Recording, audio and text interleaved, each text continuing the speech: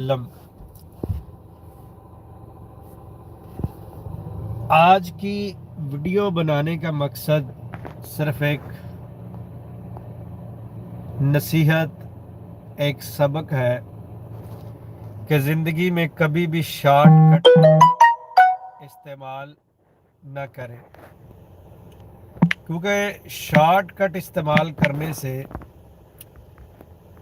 آپ کو مشکلات کا سامنا کرنا پڑ سکتا ہے۔ آپ دیکھ رہے ہیں کہ اس وقت میں ایک ویرانے میں ہوں، جنگل کے اندر، اور یہاں پر میری گاڑی جو ہے وہ جام ہو چکی ہے، اس کے اندر بیٹھا ہوا ہوں۔ بالکل چاروں طرف دیکھیں ویرانہ ہے۔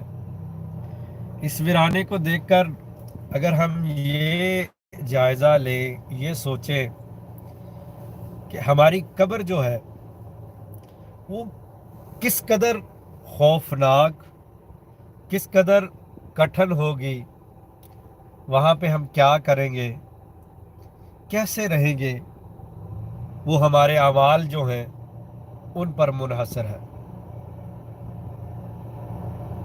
مطلب ہمیں اللہ سے ڈرتے رہنا چاہیے، اس کی عبادت کرتے رہنا چاہیے۔ بات یہ ہے کہ شارٹ کٹ سے بچتے رہنا چاہیے۔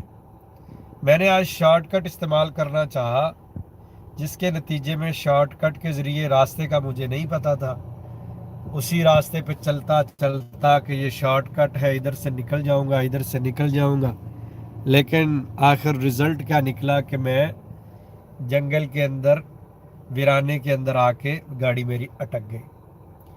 آپ لوگوں کو یہ نصیحت ہے، یہ سبق ہے کہ جس راستے کا پتہ ہے، اگرچہ وہاں 10 منٹ زیادہ لگ جائیں، اس راستے پہ ضرور جائیں۔ جس راستے کا آپ کو پتہ نہیں ہے، وہ اگرچہ آپ کو لگے کہ یہ زیادہ قریب ہے، اس راستے پہ کبھی نہ جائیں۔ اور اسی طرح زندگی کا اصول بنائیں کہ جس راستے پہ اللہ اور اس کے رسول کی ناراضگی ہے، اس راستے پہ نہ جائیں، بلکہ جس راستے میں اللہ اور اس کا رسول راضی ہیں، اس راستے میں جائیں، تو انشاءاللہ کامیابی آپ کے قدم چومے گی۔ میرے لیے بھی دعا کریں، جو بھی ویڈیو دیکھیں، کہ اللہ تعالیٰ آسانیوں والا معاملہ فرمائے، میں یہاں ویرانے سے جو ہے خیر خیریت سے نکل جاؤں۔ ایک دوست کو کال کی ہے، لوکیشن بھیجی ہے، امید ہے وہ صاحب آ رہے ہوں گے، تو انشاءاللہ اللہ کی رحمت سے کوئی نہ کوئی حل ضرور نکلے گا۔ لیکن آپ لوگوں کو یہ نصیحت ہے کہ شارٹ کٹ سے ضرور بچیں، شارٹ کٹ استعمال نہ کریں، جس کا رزلٹ جو ہے صرف نقصان ہے اور کچھ بھی نہیں ہے۔